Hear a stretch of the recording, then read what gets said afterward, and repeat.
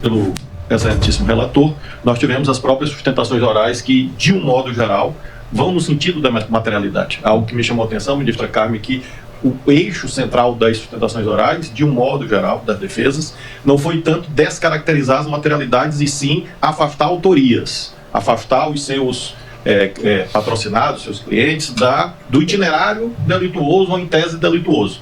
O que também, obviamente, corrobora a densidade desse acervo probatório que foi muito bem escandido e delineado pela Procuradoria-Geral da República e pelo relator. Em relação à materialidade, e também em homenagem à elevada qualidade das sustentações orais, há, às vezes, houve aqui e em outros momentos, um debate quanto aos elementos da violência e grave ameaça, porque, de fato, são essenciais aos tipos penais que, em tese, sustentam essa imputação formulada pelo Ministério Público. O vídeo trazido pelo relator reforça aquilo que, seguidamente, e não só no 8 de janeiro, foi apresentado. É importante lembrar que nós estamos tratando de fatos que vêm de 2021, em continuidade normativo típica, falarei sobre isso em seguida, e chegam até, em tese, ao 8 de janeiro. Ora, neste período, houve sim a apreensão, consta dos autos, inclusive a apreensão de armas em vários momentos, inclusive no 8 de janeiro. Entendido, e novamente me valho do relatório do Departamento de Justiça dos Estados Unidos sobre o 6 de janeiro, quando eles fizeram análise sobre os 48 meses de ataque ao Capitólio, eles dizem assim, literalmente com tradução livre: conforme comprovado no tribunal, as armas usadas e transportadas no Capitólio incluem armas de fogo, havia isto, claro, spray, tasers, armas brancas, vírgula, incluindo espada, machados e facas. Instrumento de trabalho que foram usados como armas. E armas improvisadas, como móveis de escritório destruídos. Aqui vimos essa soldado, Marcelo, falando em barra de ferro. Cercas, bicicletários, escudos anti-motim roubados, tacos de beisebol, tacos de hóquei, mastros de bandeira, canos de PVC e luvas reforçadas.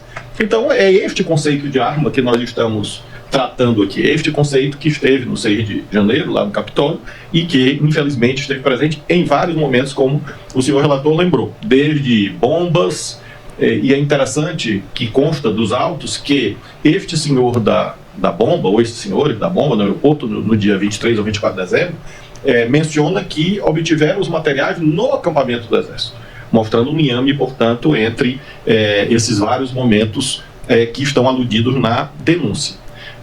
Lembro que muitos dos participantes eram policiais e membros das Forças Armadas. E estes, não há dúvida, esses só andam armados. Eu não conheço um que não ande armado, seja os da ativa quanto os já reformados. Todos andam armados. Há alguns que são mais apaixonados pelas suas armas do que pelos seus cônjuges. Dormem com as armas debaixo do travesseiro, dormem com as armas na cama, dormem com as armas ao lado da mesa de cabeceira, transportam para onde vão. Eu fui governador de um estado, fui ministro da Justiça, essa é a realidade. Então, se havia, como de fato havia, inequivocamente, no conjunto de atos, a presença de integrantes das forças policiais e das Forças Armadas, não há dúvida, estavam armados. Porque essa é da natureza da função, diria que mais do que um direito é um dever, e houve, ministra Carmen, apreensão de armas, inclusive nos ônibus. Consta também nos inquéritos policiais quanto ao chamado 8 de janeiro. A tipificação, portanto, do 359L e do 359M, em tese é possível. E não é uma novidade no direito brasileiro essa dupla tipificação. Ela vem de antes. Se nós lembrarmos a Lei de Segurança Nacional, em relação à qual há continuidade normativa típica, e esse é um detalhe importante na avaliação da materialidade e da viabilidade ou da justa causa, porque alguns dos fatos elencados antecedem a lei atual 14.197. E aí alguém poderia dizer, não havia tipicidade. Ocorre que havia uma tipificação quase igual, eu tenho aqui uma referência doutrinária de um senhor chamado Michael Procópio. Você conhece, ministro Fux, esse cidadão? Me disseram que trabalha com o senhor. Ou Michael, né? Michael ou Michael, né? Porque lá no Maranhão tem um vereador que me apoia, preternitamente me apoiava, ele era conhecido como Michael Jackson. Que era Michael Jackson, né? Claro. Mas neste caso eu não sei se ele gosta de ser chamado de Michael ou de Michael. Mas enfim, se ele quiser homenagear o Trump, é Michael. O senhor Michael Procópio e outros que aqui pesquisei, todos falam dessa duplicidade por conta da largueza dos bens jurídicos tutelados. Se nós formos a extinta, e embora sepultada, Lei de Segurança Nacional, os artigos 17 e 18, ela já tratava em 2 tipos penais diferentes. De um lado, tentar mudar com emprego de violência ou grave ameaça a ordem, o regime vigente ao Estado de Direito. Esse era um crime. Reclusão de 3 a 15. E no outro, 18, tentar impedir com emprego de violência ou grave ameaça, esses elementos sempre presentes, como na lei em vigor, o livre exercício de qualquer dos poderes da União dos Estados, reclusão de 2 a 6. Então, este debate sobre absorção ou consunção, que não é feito, obviamente, no recebimento da denúncia, é cabível, mas ele antecede a lei de setembro de 2021. Essa lei foi sancionada, por coincidência, pelo senhor Jair Messias Bolsonaro, e tendo como referendo dos senhores Anderson Torres, Walter Braga Neto, Damares Alves e Augusto Heleno. Portanto, é uma lei bastante recente, foi exatamente neste governo cujas pessoas estão aqui eventualmente acusadas. Portanto, nós não temos casuística em relação a esta lei, mas podemos sim remeter a essa ideia de que há, como de fato há, na minha perspectiva, continuidade normativa típica, e por isso a construção doutrinária pretérita serve para nós admitirmos, em tese, a possibilidade, sim, de concurso de crimes como nós temos feito. E por que nós temos feito nos nossos julgamentos? Imaginemos que aquele aglomerado de pessoas tivesse se dirigido apenas ao Palácio do Planalto, no dia 8 de janeiro. Haveria a tentativa de depor o governo legitimamente eleito. Mas o que o Supremo tem com isto? O que o Congresso tem com isto? E é exatamente a variedade de bens jurídicos tutelados que inspirou o legislador, desde sempre, nessa ideia de múltiplos tipos penais. Então, nada estranha de que haja essas imputações todas constantes da denúncia, e repito já de inúmeros acordos do Supremo Tribunal Federal. Em tese, sim, é possível, não há dúvida que é possível que alguém consuma o crime de tentar ou atentar contra o governo legitimamente eleito e não queira destruir o Estado Democrático de Direito e vice-versa. Em tese é possível. Ministro Flávio, permite? Pois não. Um exemplo ocorreu mundialmente na Polônia, quando o presidente e o Congresso, o parlamento polonês, atentaram contra o Tribunal Constitucional polonês, fazendo algo, qualquer semelhança, mera coincidência, que foi feito aqui com a AI2, de mudar a composição da corte. Lá alteraram de 70 para 65 anos, retroativamente retiraram os 5 juízes que eram contrários às medidas inconstitucionais. Isso é um atentado contra um dos poderes, mas não é um golpe de Estado. Não é porque os poderes políticos continuam. Eu, como já vou fazer 60, me declaro logo contra essa hipótese, porque já estou perto da incidência desta tentativa. Eu e Vossa Excelência, né? Vossa Excelência primeiro. Agora, nós... É por conta do peso em mim. Mas, voltando, portanto, à temática do concurso ou da absorção, é claro que isso vai ser debatido em tese. Mas, quanto à materialidade, não há dúvida quanto à sua viabilidade.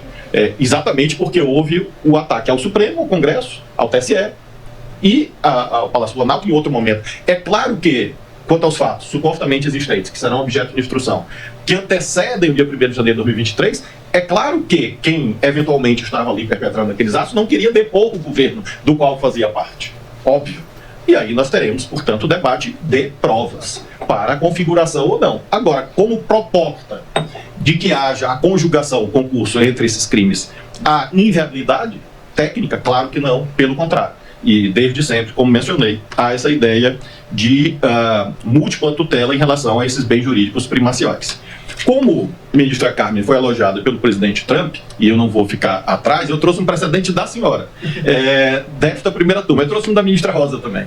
E a ministra Carmen, em 2007, disse o seguinte, nesta primeira turma: não é lícito ao juiz, no ato de recebimento da denúncia, quando faz apenas juízo de admissibilidade da acusação, conferir definição jurídica aos fatos narrados na peça acusatória. Poderá fazê-lo no momento da prolação da sentença. Então, claro que nós não estamos aqui fazendo classificação jurídica em relação aos fatos. Faremos no momento próprio. E a ministra Rosa, já mais recentemente, em 2013, no mesmo sentido, assentou nesta primeira turma que a sentença é um momento processual oportuno para emendar-se libere, do 383, apenas quando houvesse uma repercussão na definição da competência, que poderia haver essa antecipação da classificação jurídica. Disso não se cuida, portanto, eu tenho total conforto doutrinário, jurisprudencial, para, nesse aspecto, reconhecer esta materialidade em tese existente, tanto quanto ao 359L, quanto ao 359M. E aí vem uma ideia, não, mas isso leva a uma desproporcionalidade das penas. É importante deixar claro, quem define os trilhos da proporcionalidade da pena, primariamente, não é o Poder Judiciário, é o Poder Legislativo. E ao fazê-lo, neste caso, nós temos inclusive matriz constitucional. Se nós formos no artigo 5º, inciso 54 da Constituição, lá está dito: constitui crime inafiançável e imprescritível a ação de grupos armados, civis ou militares, contra a ordem constitucional e o Estado democrático. Então a Constituição, desde os primórdios, portanto, da fundação da ordem jurídica em vigor, definiu como altamente gravosa essa conduta. E, portanto, o juízo de proporcionalidade tem extração constitucional. E veja, a Constituição não fala em pessoas armadas, grupos armados. Porque há, às vezes, essa ideia, não, mas fulano de tal estava apenas com uma Bíblia.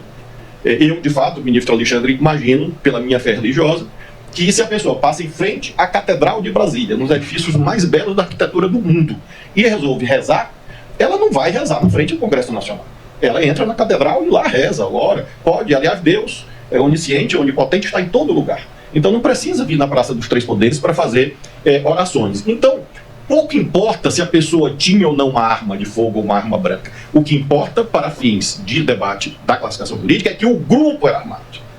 O grupo portava armas de fogo, armas brancas, e assim sucessivamente. Portanto, o Congresso Nacional, quando fez esta dosimetria da lei em vigor, o fez cumprindo a Constituição.